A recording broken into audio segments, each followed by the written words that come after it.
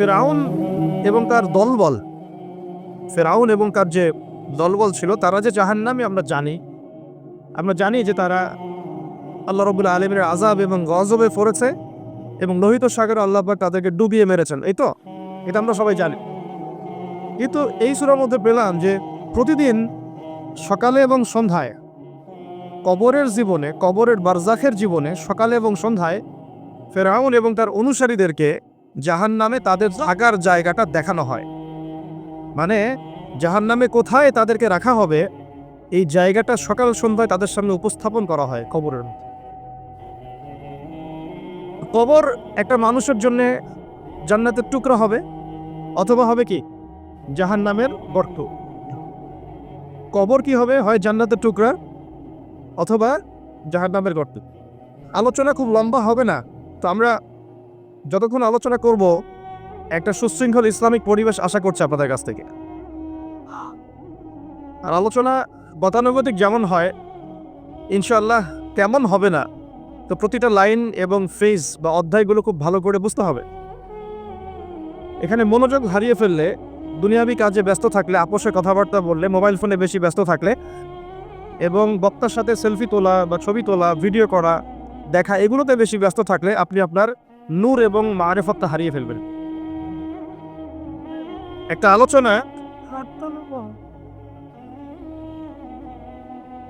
আলোচনা যখন চলে, নিঃসন্দেহে এর কিছু অংশ আছে, প্রতিটা অংশই কোরআন এবং সুন্নাহ থেকে আলোচনা করার চেষ্টা করা হবে ইনশাআল্লাহ।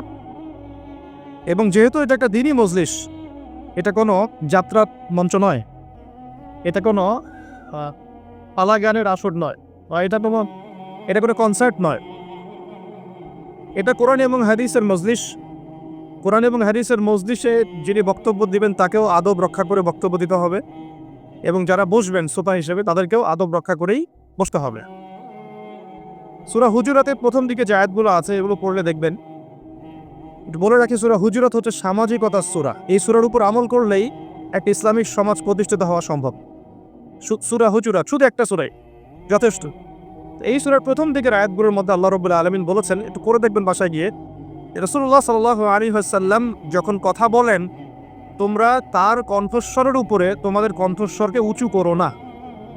লা তারফাউ আসওয়াতাকুম ফাওকা সাওতিন নবী, তোমরা নবীর কণ্ঠস্বরের উপরে তোমাদের কণ্ঠস্বরকে উঁচু করো না।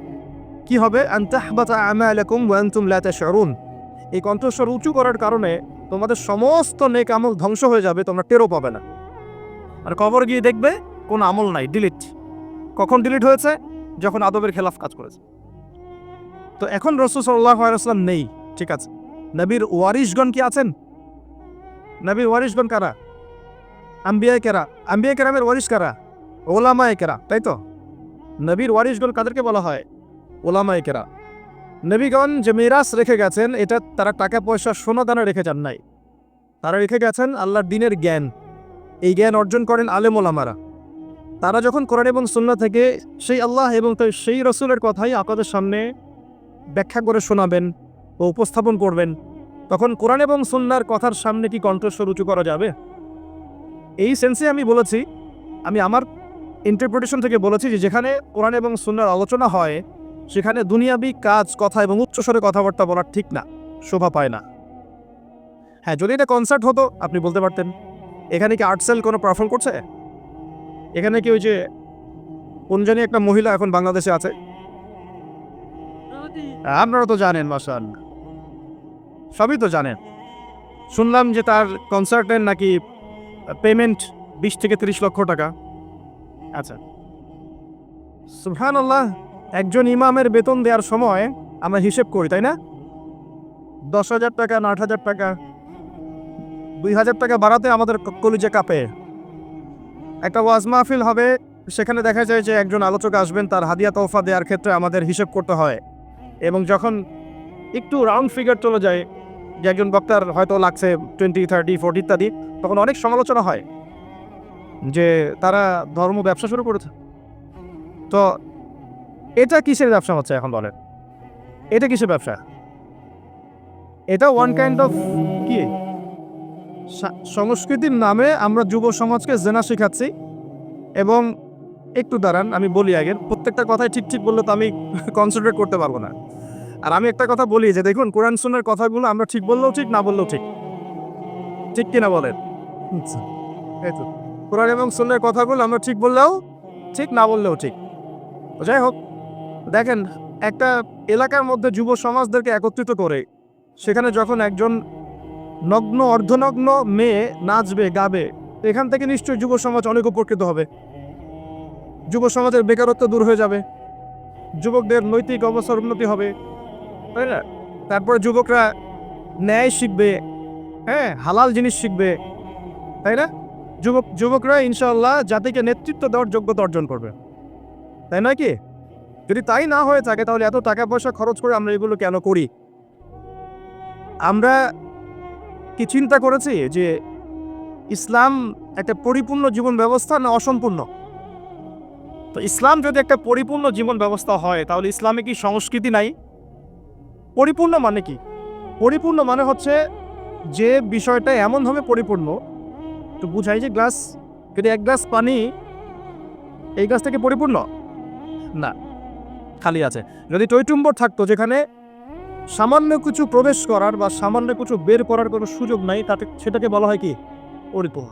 এখন আপনি কোরআন পুরোটা ঘেঁটে ফেলেন, আপনি একজন হিন্দু ভাই হন বা খ্রিস্টান ভাই হন, বুদ্ধিস্ট হন, জিউস হন বা মুসলিম হন, বা আপনি কোনো ধর্মই মানেন না, একজন নাস্তিক মনে করেন, কথার কথা বলছি, আমি উদাত্ত আহ্বান জানাচ্ছি আপনি কোরআনটাকে স্টাডি করেন। আমি আপনাকে বলছি না যে একদম পরিপূর্ণ মুসলিম হয়ে যান, এটা কিন্তু আমি বলছি না। আমি বলছি আপনি কোরআনটাকে স্টাডি করে দেখেন যে কোরআনে এমন একটা বিষয়ে বাকি আছে কিনা যেটা মানবতার জন্য প্রয়োজন। এমন একটা কোনো বিষয় বাকি আছে নাকি? মানুষের জীবনে কয়েকটা ক্ষেত্র থাকে, ইবাদত বন্দেগীর জীবন থাকে যেখানে আপনি ইবাদত বন্দেগী করবে, নামাজ, রোজা, হজ, জাকাত, আধ্যাত্মিকত্ব, আল্লাহর মারেফত অর্জন, আল্লাহর ওলি হবেন, পরকালে জান্নাতে যাবেন। এই তো মানুষের ইবাদতের একটা জীবন থাকে, মানুষের একটা পারিবারিক জীবন থাকে। পারিবারিক জীবনে আপনি পরিবারকে ডিল করবেন, সন্তান সন্ততি প্রতিপালন করবেন ইত্যাদি। সামাজিক জীবন থাকে একটা, সামাজিক জীবনে আপনি সমাজের মানুষের সাথে ডিল করেন, মোয়ামেলা থাকে আপনার। কি বলবো, আমরা as a social human being আমরা সমাজে অনেক কাজ করি যেগুলো আমাদেরকে সামাজিক হতে শেখায়। একসাথে আমরা একটা সমাজ গড়ি, একে অপরের পাশে দাঁড়াই, একে অপরের দুঃখ কষ্ট ভাগাভাগি করে নেই। একটা পলিটিক্যাল লাইফ থাকে যেখানে আপনি আল্লাহর এই জমিনের মধ্যে আল্লাহ পাকের দিনের প্রচার প্রসার করবেন, বা আপনি মানুষের মধ্যে ন্যায়ের মানদণ্ডে বিচার ফয়সালা করবে। এই তো একটা মানদণ্ড থাকে। আপনার সাংস্কৃতিক জীবন থাকে, আপনার ইকোনমিক সেক্টর থাকে, আপনি ব্যবসা বাণিজ্য করবেন, চাকরি বাকরি করবেন। মানুষের জীবনে এরকম কয়েকটা সেক্টর দিয়ে গঠিত: পরিবার, ইবাদত, আপনার আধ্যাত্মিকত্ব, আপনার সমাজ, আপনার রাষ্ট্র, আপনার এই যে সংস্কৃতি, আপনার অর্থনীতি। এগুলি তো বাইরে আর কিছু লাগে? একটা মানুষের জীবনের এই কয়েকটা ফেজ থাকে, অধ্যায় থাকে, এবং আমাদের সবার জীবনে কিন্তু এই অধ্যায়গুলো আছে, আলহামদুলিল্লাহ। এখন আপনি কোরআনটাকে অনেস্টলি পড়েন, নিরপেক্ষভাবে পড়বেন, পক্ষপাতিত্ব করে নয়। নিরপেক্ষভাবে কোরআনটাকে স্টাডি করে দেখেন যেমন একটা বিষয় কোরআনে বাকি আছে কিনা যেটা একটা মানুষের জীবনে চলার পথে প্রয়োজন। যদি দেখেন যে একটা বিষয় বাকি নাই, তাহলে বুঝতে হবে এই কিতাব সাধারণ কোনো কিতাব নয়, এটা মহাবিশ্বের মহাস্রষ্টা আল্লাহর পক্ষ থেকে নাযিল হয়েছে। আর যখন আপনি বুঝতে পারবেন যে হ্যাঁ এটা আল্লাহর পক্ষ থেকে এসেছে, তখন আপনার একটাই কর্তব্য, এর সামনে আত্মসমর্পণ করা। এর নাম ইসলাম। হাদিসের মধ্যে চলে যান, দেখবেন নবী সাল্লাল্লাহু আলাইহি ওয়াসাল্লামের হাদিস, এই যে মিশকাতের কথাই বলছি, মিশকাতুল মাসাহমি বইয়ের মধ্যে দেখবেন যে মাথার চুলটাকে কিভাবে আঁচড়াতে হবে এর জন্য আলাদা একটা অধ্যায় আপনি পাবেন। কিভাবে ইস্তেঞ্জা করতে হয় পাবেন, ইস্তেঞ্জা মানে পেশাব পায়খানা, কিভাবে গোসল করতে হয়, হায়েজ নিফাসে কি করতে হবে, স্বপ্নদোষ হলে কি করতে হবে, খাবেন কিভাবে, আপনি ঘুমাবেন কিভাবে, পোশাক করবেন কিভাবে, নামাজ পড়বেন কিভাবে, জিকির কেমন করে করবেন, কি জিকির করবেন, কোরআন তেলাওয়াত কিভাবে করবেন, কেন করবেন, ফজিলত কি, সুন্নাতের চর্চা কিভাবে করবেন, পরিবার কেমন করে গঠন করবেন, কোথায় আপনি রিজিকের সন্ধান করবেন, হালাল খাবেন না হারাম খাবেন, হালাল খেলে কি হবে, হারাম খেলে কি হবে, সামাজিকভাবে আপনি কীভাবে চলবেন, সমাজের মানুষের সাথে কীভাবে মেলামেশা করবেন, অন্যের হক নষ্ট করলে কি হবে, ঠিক আছে, আপনি রাষ্ট্র কীভাবে চালাবেন, আপনার সংস্কৃতি কেমন হবে, পোশাক কেমন হবে, এভরি সিঙ্গেল মানে ইনিশিয়েটিভ, এভরি সিঙ্গেল সেক্টর, যেটাকে আমরা বলি এভরি সিঙ্গেল সেক্টর কোরআন এবং হাদিসের মধ্যে ডিটেইলস বর্ণনা করা আছে। সুবহানাল্লাহ। এখন যখন আপনি এটা জানলেন কোরআন এবং সুন্নাহ পরিপূর্ণ, যার দলিল হচ্ছে সূরা মাইদার 3 নম্বর আয়াত, আল্লাহ পাক বলেছেন আল ইয়াউমা আকমালতু লাকুম দীনাকুম, আজকে আমি তোমাদের জন্য দিনটাকে পরিপূর্ণ করে দিয়েছি।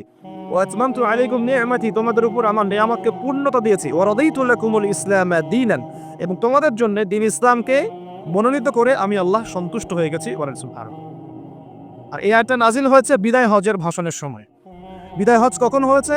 23 বছর পর, যখন নবী সাল্লাল্লাহু আলাইহি ওয়াসাল্লাম দীর্ঘ 23 বছর দাওয়াতি কাজের মধ্য দিয়ে দিনটাকে পরিপূর্ণতা প্রদর্শন করেছেন, প্রতিষ্ঠা করেছেন, তারপর এই আয়াত নাজিল হয়েছে। এখন ইসলামে কি সাংস্কৃতিক হেদায়েত নাই? আচ্ছা, যদি তাই থাকে তাহলে আমরা কেন এমন সংস্কৃতির চর্চা করব যে সংস্কৃতি আমাদের মধ্যে জেনা ছড়িয়ে দিবে, যে সংস্কৃতি আমাদেরকে লগ্ন মেয়ে আমাদের সামনে উপস্থাপন করছে, যে সংস্কৃতি আমাদের যুব সমাজকে যৌন সুরসুরির দিকে প্রলুব্ধ করছে, আমরা কেন সেই সংস্কৃতির চর্চা করব? আমাদের কাছে কি ইসলামিক সংস্কৃতি নাই? একটু ঠান্ডা মাথায় ভাবেন, সংস্কৃতির কি প্রয়োজন আছে? আপনার কৃষ্টি এবং কালচার মনন, আমরা বলি মন আর মনন, এটা বিশ্বের বুকে আপনি পরিস্ফুটন ঘটাবেন, গোলাপের মতো ফুটে উঠবে মনন। আমাদের কি দাড়ির সুন্নত নাই? আমাদের টাকনুর উপরে কাপড় পরার সুন্নত নাই? আমাদের ঢিলে ঢালা তাকওয়ার পোশাক পরার সুন্নত নেই? আমাদের মা বোনদের পর্দার সুন্নত নাই? আমাদের এই যুব সমাজ যারা তোমরা পশ্চিমা সংস্কৃতি অনুসরণ করছো, আর তোমাদের জন্য কি রাসূলুল্লাহ সাল্লাল্লাহু আলাইহি ওয়াসাল্লামের লেবাস এবং পোশাকের কোনো সুন্নত নাই? মিউজিক পছন্দ করেন মনে করেন আপনি, আপনার জন্য কি ইসলামিক নাশিদ নাই? আপনি ধরেন মুভিজ পছন্দ করেন, ইসলামিক ভালো কোনো মুভিজ নাই? আপনি উৎসব পছন্দ করেন, ইসলামিক উৎসব নাই? আচ্ছা, এর পাশাপাশি এমন উৎসব, এমন সংস্কৃতির চর্চা করা যাবে যেগুলো কোরআন এবং সুন্নাহর সাথে সাংঘর্ষিক নয়। হতে পারে সেটা দেশীয়, হতে পারে সেটা সামাজিক, হতে পারে সেটা আমাদের দীর্ঘদিন ধরে চলে আসছে চিরায়ত কোনো ট্রেডিশন। সেটার চর্চা অবশ্যই করা যাবে যদি সেখানে এমন কিছু না থাকে যেটা কোরআন সুন্নাহর সাথে সাংঘর্ষিক। যদি সেখানে এমন কিছু থাকে যেটা কোরআন সুন্নাহর সাথে সাংঘর্ষিক, তাহলে কি করা যাবে? এই যে বিগত 31 অক্টোবর, সম্ভবত তারিখটা 31 অক্টোবর 2022, হ্যাঁ 31 অক্টোবর 2022, সারা বিশ্ব জুড়ে একটা চরম শিরক এবং জাহেলিয়াতে পূর্ণ উৎসব পালিত হয়েছে, এবং যার ছোঁয়া আমাদের তাওহীদের দেশেও লেগেছে। তার নাম হচ্ছে কি? হ্যালোইন উৎসব, যেটা টোটালি একটা পশ্চিমা কালচার, এবং সেটা দিয়ে ভূত সেজে মানুষ ঘুরে বেড়াচ্ছে। দেখেন নাই? এখানে একটা স্ট্যাচুকে প্রমোট করা হচ্ছে না? মানুষের স্বাভাবিক যে আকৃতি আল্লাহ পাক দিয়েছেন, এখান থেকে সে ভূত হতে যাচ্ছে, প্রেতাত্মা হতে যাচ্ছে। খ্রিস্টানরা বলছে যে এটা আমাদের, এটা আমরা পালন করতেও লজ্জা লাগে আমাদের, কিভাবে মুসলিমরা করলো আমাদের বুঝে আসলো না। খ্রিস্টানরাই কথা বলছে, আমার কথা, খ্রিস্টানরা কথা বলেছে। তো এটা যদি কোরআন সুন্নাহর সাথে সাংঘর্ষিক হয়, তাহলে কি আমরা এটা পালন করব? আর বাইরে একটা কথা বলতে ভুলে গেছি, যখন এই উৎসব চলছিল তখন কিন্তু কোনো ঘুমটাওয়ালা এর প্রতিবাদে 2টা লাইনও ফেসবুকে লেখা নাই। ঠিক আছে? হ্যাঁ, তারা ঘ্রাণ সম্পর্কে ঠিকই লিখেছে, তারা কিন্তু ঘ্রাণ ইস্যু নিয়ে খুব সোচ্চার। তাদের চোখের সামনেই হ্যালোইন উৎসব হয়ে গেছে, একটা লাইনও লেখার সাহস পায়নি। কারণ লিখলে কি হবে? লিখলে ওই যে ভিতরে আজার ভোগ করতে হবে, রিয়াল আর কথা বলবে না, ব্যাস, দ্যাটস অল। 2013 থেকে 2013-14 থেকে নিয়ে 22 পর্যন্ত ইয়েমেনের হামলায় প্রায় 3.5 লক্ষ মানুষ মারা গেছে, যার মধ্যে 60 to 70% মানুষ হচ্ছে শিশু। 2013 থেকে 2022 পর্যন্ত ইয়েমেনে যে হামলাগুলো হয়েছে, এতে প্রায় 3 থেকে 3.5 লক্ষ মানুষ মারা গেছে, যার মধ্যে 60 to 70% মানুষ হচ্ছে শিশু। একটা লাইনও লেখার সাহস তারা পায়নি। পক্ষে বিপক্ষে একটা কথা বলারও সুযোগ, ফুরসত, তাকওয়া, ঈমান তাদের ভিতর থেকে বের হয়নি। এই তো কয়েকদিন আগে বাংলাদেশে একটা আন্দোলন হয়েছিল, রাসূল সাল্লাল্লাহু আলাইহি ওয়াসাল্লাম এবং আয়েশা রাদিয়াল্লাহু আনহার চরিত্র নিয়ে কটূক্তি করা হয়েছে, মনে আছে কি? মানুষ খুব সহজে ভুলে যায়, এটা স্মার্টফোনের যুগ। স্মার্টফোনের যুগ মানে কি? মানুষ খুব সহজেই ভুলে যায়। এই কারণে আপনি যখন কিছু কাজ করবেন, কাজগুলোকে খাতায় লিখে নেবেন, এতে করে মনে থাকবে, আদারওয়াইজ আপনি ভুলে যাবেন। এটা স্মার্টফোনের যুগ। আর এই ফোনটার নাম স্মার্ট হলেও এই ফোনটা খুব একটা স্মার্ট নয়, কথা বুঝতে পারছেন? বরং ফোনটা আমাদের দিন দিন আনস্মার্ট করছে আমাদেরকে। তো দেখুন, কয়েকদিন আগে এটা হয়েছে, এবং সেই আন্দোলনে দেখা গেছে আলেম ওলামা তো অবশ্যই, অনেক পলিটিক্যাল লিডার্স এবং আমাদের জেনারেল ভাইরাও কিন্তু রাস্তায় নেমে মিছিল করেছিল, মনে আছে? এই তো কয়েকদিন আগেই, এটা মেবি জুন জুলাই সামথিং এরকম হবে। তখন কিন্তু তাদের কেউই কোনো প্রতিবাদ করেনি। যা করেছে যত সামান্য, এবং যারা এটা প্রতিবাদ করেছে ওদেরকে তারা বলেছে এটা জায়েজ নয়, না জায়েজ, এসব প্রতিবাদ করা যাবে না। সুবহানাল্লাহ, মনে আছে কি? মনে করায় দিই। তারপরে আমাদের মধ্যপ্রাচ্যের অনেক বড় রিনাউন্ড শাইখ, যাদের নাম শুনলে আমরা আসলে তাদের শ্রদ্ধাটা ঠিকমতো করতে পারি? তাদের যে পরিমাণ জ্ঞান প্রজ্ঞা আল্লাহ পাক দিয়েছেন, এটা অর্জন করতে আমাদের মনে 100 বছর লেগে যায়। এরকম বড় বড় অনেক শায়েখ হঠাৎ করে হারিয়ে গেলেন, নাই। কোথায়? ওই যে আন্ডারগ্রাউন্ড। কি হয়েছে? হকপন্থী হকের কথা বলেছেন কিছু, কি করেছে? ওই সিনেপ্লেক্সের এগেনস্টে কথা বলেছে, অশ্লীলতার বিরুদ্ধে কথা বলেছে, হ্যাঁ, পর্দার খেলাফ কিছু হচ্ছে এটার বিরুদ্ধে কথা বলেছে, কনসার্টের এগেনস্টে কথা বলেছে, সব আস্তে আস্তে নাই মাইনাস।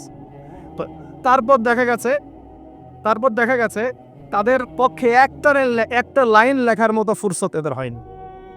এরকম অসংখ্য ইস্যুজ আছে যখন তাদেরকে খুঁজে পাওয়া যায় না, কিন্তু যখন এরকম ঘানের মতো কোনো ইস্যু বের হয় যার সাথে আমাদের সম্পর্ক আছে, হঠাৎ করে গর্ত থেকে বের হয়ে বলে দেবে যে খারেজি। সুবহানাল্লাহ, সুবহানাল্লাহ। সারা বিশ্বে মুসলিম কান্ট্রিগুলোর দিকে তাকিয়ে দেখুন, অলমোস্ট এভরি সিঙ্গেল মুসলিম কান্ট্রিতে আজকে মুসলমানরা নির্যাতনের শিকার। ঠিক আছে? এই সিরিয়ায় দেখেন, প্যালেস্টাইন, তাদের ঘরের সামনেই প্যালেস্টাইন দেখেন, সিরিয়ায় দেখেন, ইয়েমেনে দেখেন, ইরাক ইরানে দেখেন, আপনি যে উইঘুরদেরকে দেখেন, রোহিঙ্গাদেরকে দেখেন, আফগান তো আছেই। আফগান নিয়ে কথা বলা যাবে না ওদের সঙ্গে, বিকজ তাদের মতে যারা পশ্চিমাদের এগেনস্টে যুদ্ধ করেছে ওরা খারেজি ছিল। যারা পশ্চিমাদের অপশক্তির বিরুদ্ধে যুদ্ধ করেছে তারা কি ছিল? খারেজি ছিল। অতএব আপনি ওটা নিয়ে কথা বলতে যায় না, আপনার পিছেও খারেজি ট্যাগ লাগিয়ে দিই। কথা কি বুঝতে পারছেন? আচ্ছা, কিন্তু আমেরিকার সাথে যে বন্ধুত্ব, আমেরিকা এবং ইসরায়েল এবং পশ্চিমাদের সাথে যে বন্ধুত্ব, এই বন্ধুত্বের এগেনস্টে কোনো কথা বলার ফুরসত হয় না। কারণ কি? এটা নিয়ে কথা বললে তো রিয়াল বন্ধ হয়ে যাবে। এটা নিয়ে কথা বললে সমস্যা, দুনিয়ার স্বার্থগুলো নষ্ট হয়ে যাবে। এ কারণে বিগার ইস্যুস, যে সারা ওয়ার্ল্ডে মুসলিমদের দুরবস্থা, ইকোনমিক স্যাংশন, শেষ জামানোর চলমান ফিতনাগুলো, কান্ট্রিতে ইকোনমিক যে দুরবস্থা দেখা দিচ্ছে, মুসলিমদের উপর টর্চার, নির্যাতন, উম্মার বিভক্তি, এই যে বড় বড় ইস্যুসগুলো আছে, এগুলোর সময় চুপ, দেখতে পারবেন না, খুঁজে পাবেন না। যখনই দেখবেন এমন কোনো শব্দ বা ইস্যুস জোর করে বের করা যায় যেটাকে নিয়ে কথা বললে ইসলামিক একটা ফ্লোকে থামিয়ে দেওয়া যেতে পারে, তখন দেখবেন বরকতেরিয়া মাথা বের করে বলছে ইয়ে খারেজি। সমাজদার কেলে ইশারা কাফি। আর কিচ্ছু বলতে যাচ্ছি না, শুধু মনে রাখবেন একটা কথা, যে কোরআন এবং সুন্নাহর সাথে গাদ্দারি করে পৃথিবীতে কেউ টিকে থাকতে পারলেও আল্লাহর কাছে টিকতে পারে নাই। কোরআন এবং সুন্নাহর সাথে গাদ্দারি করে দুনিয়াতে অনেক কিছু অ্যাচিভ করা যেতে পারে, কিন্তু আল্লাহ পাকের পরকালে আর কবরে কশ্চিনকালেও পার পাওয়া যাবে না। শুধু দিনের ফিকহি মাসআলাগুলোই বোঝেন আর ইকোনমিক বিষয়গুলো বোঝেন না, ওয়ার্ল্ড অ্যাফেয়ার্স বোঝেন না, ওয়ার্ল্ডের মুসলিমদের জিওপলিটিক্স বোঝেন না, ইসলামিক মুসলিম কান্ট্রিগুলোর উপর যখন নির্যাতন নেমে আসে কথা বলতে পারেন না, নবীর অবমাননায় কথা বলতে পারেন না, নিষ্পাপ বাচ্চা কাচ্চাকে হত্যা করা হয় তখন কথা বলতে পারেন না। সুবহানাল্লাহ। এবং চোখের সামনে শিরকি কুফরি উৎসব হয়ে যায়, একটা কথা বলতে পারেন না। ঘ্রাণ ইস্যুতে এত কথা আপনার, কোথায় ছিল এই কথাগুলো যখন এইসব ইস্যুগুলো সামনে ছিল? সুবহানাল্লাহ। এখান থেকে এক শ্রেণীর মানুষের একটা ভিতরের চরিত্র আপনি খুঁজে পাবেন। মনে রাখবেন, ইসলামের বাহ্যিক শত্রুর চাইতে ভিতরের শত্রুর ক্ষতিকর দিক বেশি। ইসলামের বাহ্যিক শত্রুদেরকে আমি স্পষ্ট চিনি, তাদের সাথে ফাইট করা সহজ, কিন্তু ভিতরের শত্রুদের সাথে ফাইট করা ডিফিকাল্ট। এই জন্যে এই যুগে বাইরের চোখ দিয়ে যা দেখবেন সেটা সবসময় সত্য নয়, ভিতরের চোখ দিয়ে আপনাকে দেখা শিখতে হবে। আপনাকে খিদর আলাইহিস সালাম হতে হবে। কোন খিদর? মুসা আলাইহিস সালাম বলছেন নৌকা কেন ফুটা করলেন? যে নৌকা পার করে দিল, আমাদেরকে নদী পার করে দিল, ওই নৌকা ফুটা করলেন? এই বাচ্চাকে হত্যা করলেন কেন? নিষ্পাপ বাচ্চা। এই দেয়ালটা নির্মাণ করলেন কেন? 3টা প্রশ্নের উত্তরে খিদর আলাইহিস সালাম বলেছেন, আলাম আকুল লাক, আমি কি তোমাকে বলি নাই ইন্নাকা লান তাসতাতিয়া মা'আয়া সাবরা, তুমি আমার সাথে ধৈর্য ধরতে পারবে না? আমি নৌকা ফুটা করেছি এই কারণে, যদি নৌকা ফুটা না করতাম তাহলে এই নৌকা পরবর্তীতে হাইজ্যাক হয়ে যেত, কারণ ওই সমুদ্রে জলদস্যু ছিল, ভালো নৌকা হলে হাইজ্যাক করে ফেলতো, তাই ফুটা করে ফেলেছে। বাচ্চাকে কেন হত্যা করেছি? নিজের ইচ্ছায় করি নাই, আল্লাহর হুকুমে করেছি, কারণ আল্লাহ পাক আমাকে জানিয়েছেন এই বাচ্চা যদি বড় হতো, বড় একটা কাফের হতো এবং সেটা পিতা মাতাকেও কুফরিতে নিয়ে আসতো। দেয়াল কেন নির্মাণ করেছি? বিকজ দেয়াল হচ্ছে এই বাড়ির 2জন এতিম বালকের দেয়াল। এই দেয়ালের নিচে গুপ্তধন আছে, যদি নির্মাণ না করতাম মানুষ টাকা পয়সা নিয়ে চলে যেত। নির্মাণ করেছি, পরবর্তীতে যখন এটা বড় হবে এই গুপ্তধন তারা পাবে। এই 3টা ঘটনায় কোথায় আছে? সূরা কাহফের মধ্যে। কোন সূরা? সূরা কাহফ। ওই সূরা যে সূরা আপনাকে দাজ্জালের ফিতনা থেকে বাঁচাবে, সূরা কাহফের মধ্যে ঘটনা আছে। এখানে খিদর আলাইহিস সালাম যা করছেন, তিনি ইন্টারনালি বিষয়গুলোকে অবজার্ভ করছেন। আল্লাহ পাকের নূর, আল্লাহর দেয়া বাসিরা এবং মারেফত দিয়ে তিনি দেখছেন। আর মুসা আলাইহিস সালাম বাহ্যিকভাবে দেখছেন নৌকা কেন ফুটা করলেন, বাচ্চা কেন হত্যা করলেন, দেয়ান কেন নির্মাণ করলেন। কথা কি বুঝতে পারছেন? তো এখানে বাহ্যিক দৃষ্টি এই যুগে চলার জন্য আপনার জন্য যথেষ্ট নয়। আপনাকে খিদর আলাইহিস সালামের মতো ইন্টারনালি আপনাকে পিউরিফাইড হতে হবে, ইন্টারনাল অবজারভেশনের দরজাটা খুলতে হবে। একটা বিষয় বোঝেন, আলোচনা একটু হাইট হচ্ছে, আমি বুঝতে পারছি, মনোযোগ ধরে রাখতে হবে।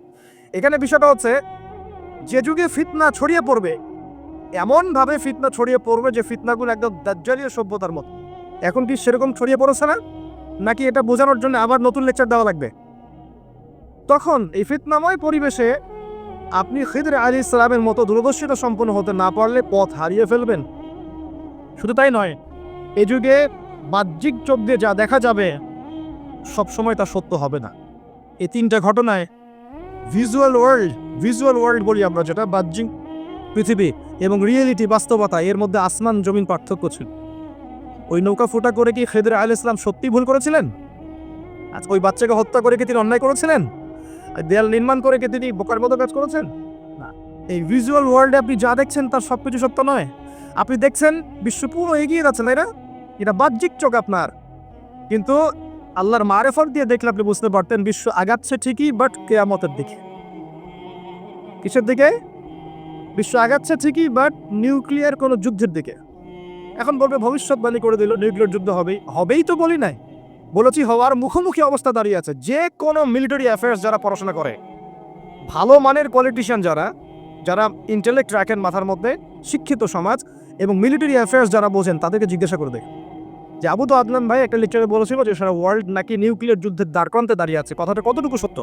তারা অ্যান্সার দিবে ইনশাল্লাহ। দেখে এই শিক্ষিত সমাজ অ্যান্সার দিবে ইনশাল্লাহ। তাকে জিজ্ঞাসা করতে চায় না যে বিষয়ে কোনো জ্ঞানী রাখে না। আমার কথা কি বুঝতে পারছেন? যারা এই সেক্টরে পণ্ডিত তাদেরকে জিজ্ঞাসা করে, তারা বলবে যে হ্যাঁ, এটা মুখোমুখি দাঁড়িয়ে আছে, যে কোনো সময় হতে পারে। আমরা নিউক্লিয়ার যুদ্ধ হবে কিনা তা তো আর আমরা কোরআন সুন্নাহয় পাইনি। এতটুকু পেয়েছি, মালহামা হবে। কি হবে? মালহামা মানে মহাযুদ্ধ। এটা বিভিন্ন কান্ট্রির মধ্যে জড়িয়ে পড়তে পারে, আল্লাহু আ'লাম বিসসাওয়াব। এতটুকু জেনেছি, ইরাকের ইউফ্রেটিস নদীর সোনার পাহাড়কে কেন্দ্র করে বিশাল যুদ্ধ, এটা জেনেছি, হাদিসে আছে। শুধু তাই নয়, নবী সাল্লাল্লাহু আলাইহি ওয়াসাল্লাম বলেছেন প্রতি 100 জনের মধ্যে 99 জন মানুষ ওই যুদ্ধে মারা যাবে। যারা যুদ্ধে অংশ নিবে তাদের কথা বলা হচ্ছে। মুসলিমদেরকে বলা হচ্ছে তোমরা ওই সম্পদে হাতও দিবে না। ওই সম্পদ নেয়া তো দূরের কথা, এখানে হাতও দিতে যেও। আবার অনেক বুঝতে পারছেন? তো দেখছেন বিশ্ব এগিয়ে যাচ্ছে, কিন্তু আমরা বলছি যে নিউক্লিয়ার ওয়ারের দিকে এগিয়ে যাচ্ছে। দেখছেন ইকোনমিক্যালি আমরা খুব সমৃদ্ধ হচ্ছি, সারা বিশ্ব, তাই না? কিন্তু বিশ্বের অনেক দেশ, বিশ্বের অনেক কান্ট্রি ইকোনমিক্যালি এখন একটা দুরবস্থার সম্মুখীন হয়ে আছে। এটা রিয়েলিটি আর ভিজুয়াল ওয়ার্ল্ড এক জিনিস নয়। আপনি দেখছেন মেয়েরা খুব এগিয়ে যাচ্ছে, একদম ওই যে স্টেজে ওঠে নাচানাচি করছে, অধিকার আন্দোলন এভরিথিং, তাই না? কিন্তু বাস্তবতা কি জানেন? বাস্তবতা হচ্ছে আমাদের মা বোনরা বেপর্দা হচ্ছে দিন দিন বেশি, এবং তারা এগিয়ে যাচ্ছে জাহান্নামের দিকে। নবীজি বলেছেন এই কথাই, শেষ জামানায় এক শ্রেণীর নারী বের হবে, নিসাউন, মহিলা, ক্যাসিয়াতুন, যারা কাপড় পরে থাকবে, আয়ারিয়াতুন, তারপরেও নগ্ন হবে, কাপড় পরেও নগ্ন থাকবে, এবং তারা অন্যকে সিডিউস করবে এবং অন্যের দিকেও আকৃষ্ট হবে, মানে নিজেও সিডিউস হবে। তো এই শ্রেণীর মেয়েরা কি এখন বের হয়নি? নবীজি বলেছেন এক শ্রেণীর মেয়ে বের হবে, পুরুষের পোশাক পরে থাকবে। কিসের পোশাক? পুরুষের পোশাক। এখানে শুধু বাহ্যিকভাবে পুরুষের পোশাক নয়, বাহ্যিকভাবে তো পুরুষের পোশাক পরেছেই অনেক আগেই। যার নেই যে বনানী, আপনার শপিং মলস, গুলশান, ঢাকার বিগ সিটিজ, মেগা সিটিজের মেগা পয়েন্টগুলো যান, আপনি নিজের চোখেই দেখতে পান। আপনার এখানেও আছে। যাই হোক, হ্যাঁ, থাকতেই পারে, কারণ এগুলো তো এখন ছড়িয়ে পড়েছে কিভাবে? এই যে মোবাইল ফোনের মাধ্যমে। এমন কোনো জায়গা নাই এখন, বিশ্বের এমন কোনো জায়গা নাই যেখানে এই ফিতনাগুলো আসলে ছড়িয়ে পড়ে নাই। সো তারা ছড়িয়ে পড়েছে। এখন নবী সাল্লাল্লাহু আলাইহি ওয়াসাল্লাম এটাই বলছেন যে মেয়েরা পোশাক পরিবর্তন হয়ে যাবে, ছেলেরা মেয়ে পোশাক করবে, মেয়েরা ছেলের পোশাক করবে। করে নাই? আর কোন নিদর্শনের জন্য অপেক্ষা করছে? শুধু পোশাক পরিবর্তন মানে বাহ্যিক পোশাক নয়, এখানে আপনার সমাজের ফাংশনাল রোলটাও চেঞ্জ হয়ে যাবে। মেয়েরা ছেলেদের জায়গায় আসবে, ছেলেরা মেয়েদের জায়গায় আসবে। এসেছে কি আসে নাই? আচ্ছা, একটা বড় সাইন বলেছেন নবী সাল্লাল্লাহু আলাইহি ওয়াসাল্লাম লাস্ট ডে বা কিয়ামতের, সেটা হলো সমাজের সবচেয়ে নিম্ন শ্রেণীর মানুষ, মানে যাদের পরনে কাপড় ছিল না এবং পায়ে স্যান্ডেল ছিল, বড় লোকদের কথা বলা হচ্ছে না ইসলাম। এখানে বলা হচ্ছে যে আনতারাল খুফাতাল উরাতাল আলাতা রিয়া আশ-শাই ইয়াতাতাওয়ালুনা ফিল বুনিয়া। এখানে এমন মানুষের কথা বলা হচ্ছে যারা নগ্ন পদের, খালি পায়ের, স্যান্ডেল কেনার টাকা নাই, খালি গায়ের মানে কাপড় কেনার টাকা নাই এবং রাখাল শ্রেণীর মানুষ, তারা কি করবে? ইয়াতাতাওয়ালুনা ফিল বুনিয়ান, উঁচু উঁচু কনস্ট্রাকটিভ বিল্ডিংস নির্মাণের প্রতিযোগিতা করবে। হয়েছে কি হয়নি? কিভাবে সম্ভব হলো? রিবা, সুদের মধ্য দিয়ে এবং করাপশন, অন্যের সম্পদ আত্মসাতের মধ্য দিয়ে। হয়েছে কি হয় নাই? আর কোন নিদর্শনের জন্য অপেক্ষা করছে? একটা একটা করে বলতে গেলে সারা রাত চলে যাবে। মূল কথা হচ্ছে ফিতনাময় পরিবেশের মধ্যে যেখানে এরকম দাজ্জালীয় সবকিছু দেখা যায়, আপনার বাইরের চোখ দিয়ে না দেখে ভিতরের চোখ দিয়ে বুঝতে হবে, তখন দেখবেন এখানে বাস্তবতা এবং ভিজুয়াল ওয়ার্ল্ডের মধ্যে আকাশ পাতাল পার্থক্য আছে। আপনি দেখছেন হ্যাঁ মেয়েরা এগিয়ে আছে, আমরা বলছি বাস্তবতা হচ্ছে মেয়েরা জাহান্নামের দিকে যাচ্ছে এগিয়ে। আপনি দেখছেন যে হ্যাঁ খুব সুন্দর ইকোনমিক প্রোগ্রেস, আদতে কি হচ্ছে? আদতে পুরো ইকোনমিক স্যাংশনের মধ্যে আমরা পড়েছি। অবস্থা খারাপ। আপনি দেখছেন সারা ওয়ার্ল্ড খুব এগিয়ে, মঙ্গলে চাঁদে কি একটা অবস্থা, কিন্তু আদতে কি হচ্ছে? পুরো কিয়ামতের দিকে বিশ্ব এগিয়ে যাচ্ছে। দেখছেন মুসলিম উম্মাহ খুবই নারে তাকবীর আল্লাহু আকবার একদম, তাই না আমাদের অবস্থা?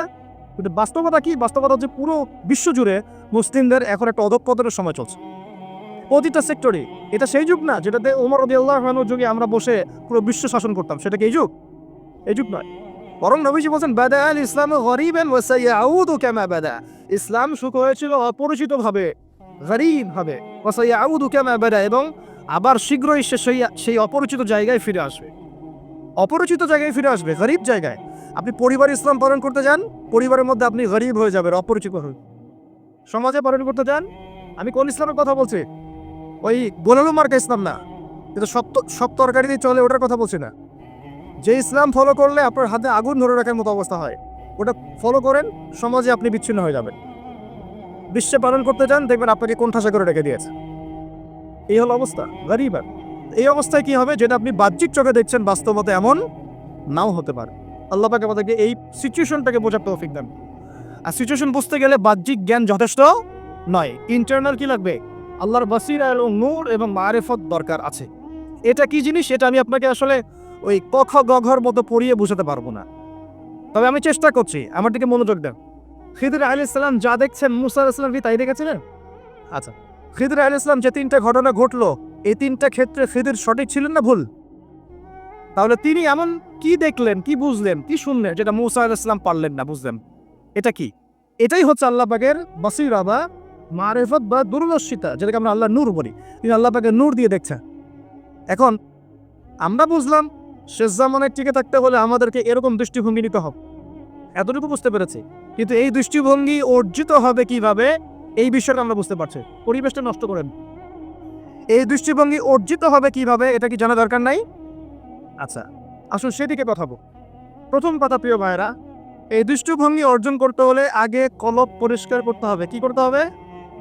আচ্ছা, এটা কিভাবে হবে? সার্ফ এক্সেল দিয়ে ঘষবেন? আচ্ছা, কলব পরিষ্কার করার জন্য আমি কয়েকটা ফর্মুলা বলে দিই আগে। এটা সবার জন্যে। এবং বিশ্বাস করেন, এখন আমরা সমাজে যারা বসবাস করি, ফেরাউন এবং তার দলবল, ফেরাউন এবং তার যে দলবল ছিল, তারা যে জাহান্নামী আমরা জানি যে তারা আল্লাহ রাব্বুল আলামিনের আযাব এবং গজবে পড়েছে এবং লোহিত সাগরে আল্লাহ পাক তাদেরকে ডুবিয়ে মেরেছেন। এই তো, এটা আমরা সবাই জানি। কিন্তু এই সূরার মধ্যে পেলাম যে প্রতিদিন সকালে এবং সন্ধ্যায় কবরের জীবনে, কবরের বারজাখের জীবনে সকালে এবং সন্ধ্যায় ফেরাউন এবং তার অনুসারীদেরকে জাহান্নামে তাদের থাকার জায়গাটা দেখানো হয়। মানে জাহান্নামে কোথায় তাদেরকে রাখা হবে, এই জায়গাটা সকাল সন্ধ্যায় তাদের সামনে উপস্থাপন করা হয় কবরের মধ্যে। কবর একটা মানুষের জন্য জান্নাতের টুকরা হবে, অথবা হবে কি জাহান্নামের গর্ত। কবর কি হবে? হয় জান্নাতের টুকরা অথবা জাহান্নামের গর্ত। আলোচনা খুব লম্বা হবে না, তো আমরা যতক্ষণ আলোচনা করব একটা সুশৃঙ্খল ইসলামিক পরিবেশ আশা করছি আপনাদের কাছ থেকে। আর আলোচনা গতানুগতিক যেমন হয় ইনশাআল্লাহ তেমন হবে না, তো প্রতিটা লাইন এবং ফ্রেজ বা অধ্যায়গুলো খুব ভালো করে বুঝতে হবে। এখানে মনোযোগ হারিয়ে ফেললে, দুনিয়াবি কাজে ব্যস্ত থাকলে, আপোষে কথাবার্তা বললে, মোবাইল ফোনে বেশি ব্যস্ত থাকলে এবং বক্তার সাথে সেলফি তোলা বা ছবি তোলা, ভিডিও করা, দেখা, এগুলোতে বেশি ব্যস্ত থাকলে আপনি আপনার নূর এবং মারিফতটা হারিয়ে ফেলবেন। একটা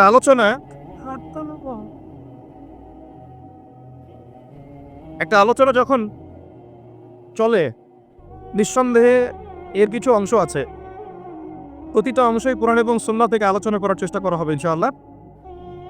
এবং যেহেতু এটা একটা দ্বীনি মজলিস, এটা কোনো যাত্রার মঞ্চ নয়, এটা কোনো পালা গানের আসর নয়, বা এটা কোনো কনসার্ট নয়, এটা কোরআন এবং হাদিসের মজলিস। কোরআন এবং হাদিসের মজলিসে যিনি বক্তব্য দিবেন তাকেও আদব রক্ষা করে বক্তব্য দিতে হবে, এবং যারা বসবেন শ্রোতা হিসেবে তাদেরকেও আদব রক্ষা করেই বসতে হবে। সূরা হুজুরাতের প্রথম দিকে যে আয়াতগুলো আছে এগুলো পড়লে দেখবেন, বলে রাখি সূরা হুজুরাত হচ্ছে সামাজিকতার সূরা। এই সূরার উপর আমল করলেই একটা ইসলামিক সমাজ প্রতিষ্ঠিত হওয়া সম্ভব। সূরা হুজুরাত শুধু একটা সূরাই যথেষ্ট। এই সূরার প্রথম দিকের আয়াতগুলোর মধ্যে আল্লাহ রাব্বুল আলামিন বলেছেন, একটু করে দেখবেন বাসায় গিয়ে, রাসূলুল্লাহ সাল্লাল্লাহু আলাইহি ওয়াসাল্লাম যখন কথা বলেন, তোমরা তার কণ্ঠস্বরের উপরে তোমাদের কণ্ঠস্বরকে উঁচু করো না। লা তারফাউ আসওয়াতাকুম ফাওকা সাওতিন নবী, তোমরা নবীর কণ্ঠস্বরের উপরে তোমাদের কণ্ঠস্বরকে উঁচু করো না।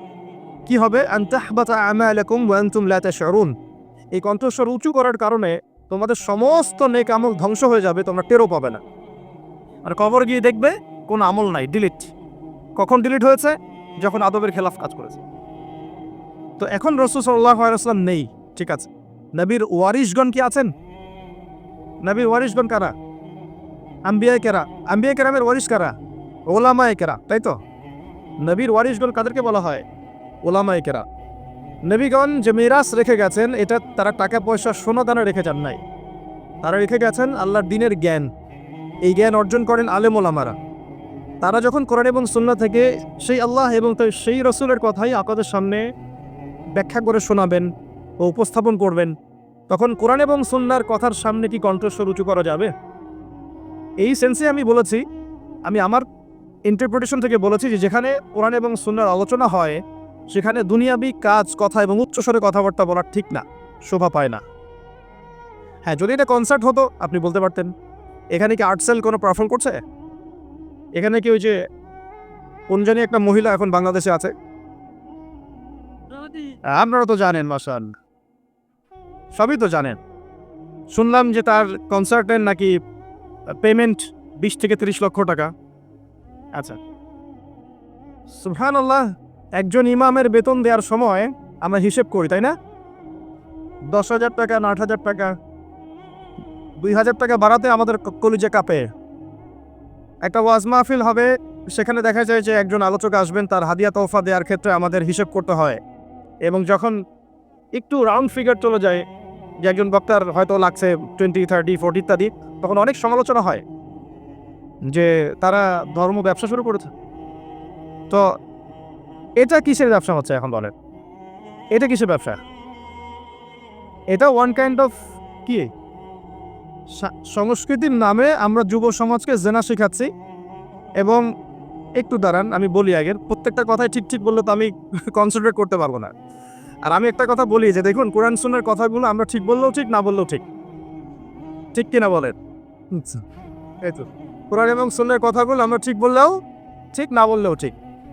যাই হোক, দেখেন, একটা এলাকার মধ্যে যুব সমাজদেরকে একত্রিত করে সেখানে যখন একজন নগ্ন অর্ধনগ্ন মেয়ে নাচবে, গাবে, এখান থেকে নিশ্চয়ই যুব সমাজ অনেক উপকৃত হবে।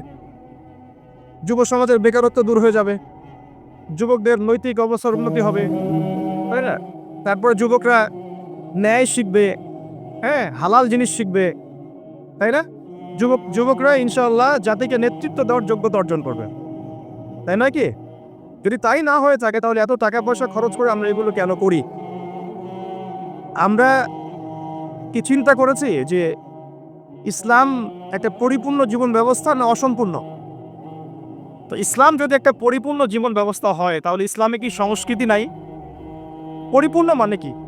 পরিপূর্ণ মানে হচ্ছে যে বিষয়টা এমনভাবে পরিপূর্ণ, একটু বুঝাই যে গ্লাস, যদি এক গ্লাস পানি, এই গ্লাস থেকে পরিপূর্ণ না, খালি আছে। যদি টইটুম্বর থাকতো যেখানে সামান্য কিছু প্রবেশ করার বা সামান্য কিছু বের করার কোনো সুযোগ নাই, সেটাকে বলা হয় কি? পরিপূর্ণ। এখন আপনি কোরআন পুরোটা ঘেটে ফেলেন। আপনি একজন হিন্দু ভাই হন বা খ্রিস্টান ভাই হন, বুদ্ধিস্ট হন, জিউস হন বা মুসলিম হন, বা আপনি কোনো ধর্মই মানেন না, একজন নাস্তিক মনে করেন, কথার কথা বলছি, আমি উদাত্ত আহ্বান জানাচ্ছি আপনি কোরআনটাকে স্টাডি করেন। আমি আপনাকে বলছি না যে একদম পরিপূর্ণ মুসলিম হয়ে যান, এটা কিন্তু আমি বলছি না। আমি বলছি আপনি কোরআনটাকে স্টাডি করে দেখেন যে কোরআনে এমন একটা বিষয়ে বাকি আছে কিনা যেটা মানবতার জন্য প্রয়োজন। এমন একটা কোনো বিষয় বাকি আছে নাকি? মানুষের জীবনে কয়েকটা ক্ষেত্র থাকে, ইবাদত বন্দেগীর জীবন থাকে যেখানে আপনি ইবাদত বন্দেগী করবেন, নামাজ, রোজা, হজ, জাকাত, আধ্যাত্মিকত্ব, আল্লাহর মারেফত অর্জন, আল্লাহর ওলি হবেন, পরকালে জান্নাতে যাবেন।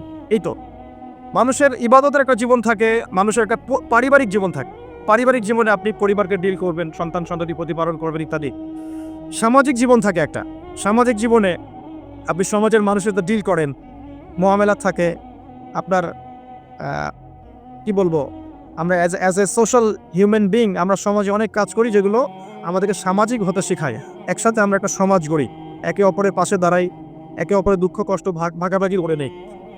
একটা পলিটিক্যাল লাইফ থাকে যেখানে আপনি আল্লাহর এই জমিনের মধ্যে আল্লাহ পাকের দিনের প্রচার প্রসার করবেন, বা আপনি মানুষের মধ্যে ন্যায়ের মানদণ্ডে বিচার ফয়সালা করবেন। এই তো একটা মানদণ্ড থাকে।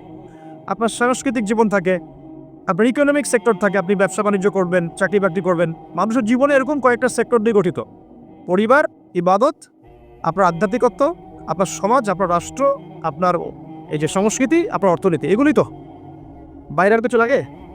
একটা মানুষের জীবনের এই কয়েকটা ফেজ থাকে, অধ্যায় থাকে, এবং আমাদের সবার জীবনে কিন্তু এই অধ্যায়গুলো আছে, আলহামদুলিল্লাহ। এখন আপনি কোরআনটাকে অনেস্টলি পড়েন, নিরপেক্ষভাবে পড়বেন, পক্ষপাতিত্ব করে নয়। নিরপেক্ষভাবে কোরআনটাকে স্টাডি করে দেখেন যেমন একটা বিষয় কোরআনে বাকি আছে কিনা যেটা একটা মানুষের জীবনে চলার পথে প্রয়োজন। যদি দেখেন যে একটা বিষয় বাকি নাই, তাহলে বুঝতে হবে এই কিতাব সাধারণ কোনো কিতাব নয়, এটা মহাবিশ্বের মহাস্রষ্টা আল্লাহর পক্ষ থেকে নাযিল হয়েছে। আর যখন আপনি বুঝতে পারবেন যে হ্যাঁ এটা আল্লাহর পক্ষ থেকে এসেছে, তখন আপনার একটাই কর্তব্য, এর সামনে আত্মসমর্পণ করা। এর নাম ইসলাম। হাদিসের মধ্যে চলে যান, দেখবেন নবী সাল্লাল্লাহু আলাইহি ওয়াসাল্লামের হাদিস, এই যে মিশকাতের কথাই বলছি, মিশকাতুল মাসাহমি বইয়ের মধ্যে দেখবেন যে মাথার চুলটাকে কিভাবে আঁচড়াতে হবে এর জন্য আলাদা একটা অধ্যায় আপনি পাবেন।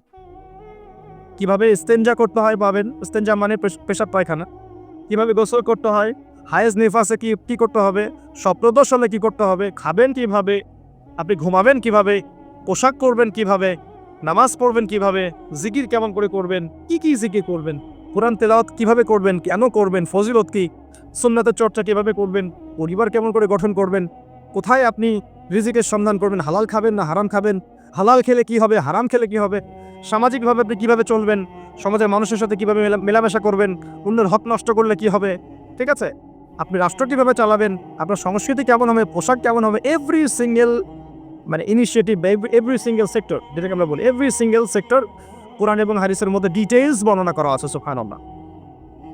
এখন যখন আপনি এটা জানলেন কোরআন এবং সুন্নাহ পরিপূর্ণ, যার দলিল হচ্ছে সূরা মাইদার 3 নম্বর আয়াত, আল্লাহ পাক বলছেন আল-ইয়াউমা আকমালতু লাকুম দীনাকুম, আজকে আমি তোমাদের জন্য দিনটাকে পরিপূর্ণ করে দিয়েছি।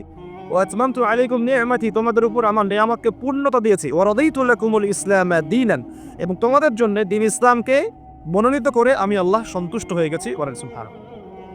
আর এই আয়াতটা নাজিল হয়েছে বিদায় হজের ভাষণের সময়। বিদায় হজ কখন হয়েছে? 23 বছর পর, যখন নবী সাল্লাল্লাহু আলাইহি ওয়াসাল্লাম দীর্ঘ 23 বছর দাওয়াতি কাজের মধ্য দিয়ে দিনটাকে পরিপূর্ণতা প্রদর্শন করেছেন, প্রতিষ্ঠা করেছেন, তারপর এই আয়াত নাজিল হয়েছে। এখন ইসলামে কি সাংস্কৃতিক হেদায়েত নাই? আচ্ছা, যদি তাই থাকে তাহলে আমরা কেন এমন সংস্কৃতির চর্চা করব যে সংস্কৃতি আমাদের মধ্যে জেনা ছড়িয়ে দিবে, যে সংস্কৃতি আমাদেরকে লগ্ন মেয়ে আমাদের সামনে উপস্থাপন করছে, যে সংস্কৃতি আমাদের যুব সমাজকে যৌন সুরসুরির দিকে প্রলুব্ধ করছে, আমরা কেন সেই সংস্কৃতির চর্চা করব? আমাদের কাছে কি ইসলামিক সংস্কৃতি নাই?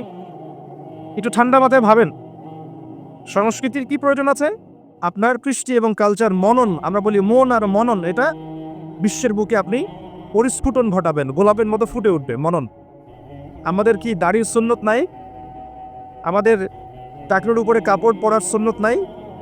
আমাদের ঢিলে ঢালা তাকওয়ার পোশাক পরার সুন্নত নেই? আমাদের মা বোনদের পর্দার সুন্নত নাই? আমাদের এই যুব সমাজ যারা তোমরা মানে পশ্চিমা সংস্কৃতি অনুসরণ করছো, আর তোমাদের জন্য কি রাসূলুল্লাহ সাল্লাল্লাহু আলাইহি ওয়াসাল্লামের লেবাস এবং পোশাকের কোনো সুন্নত নাই? মিউজিক পছন্দ করেন মনে করেন আপনি, আপনার জন্য কি ইসলামিক নাশিদ নাই?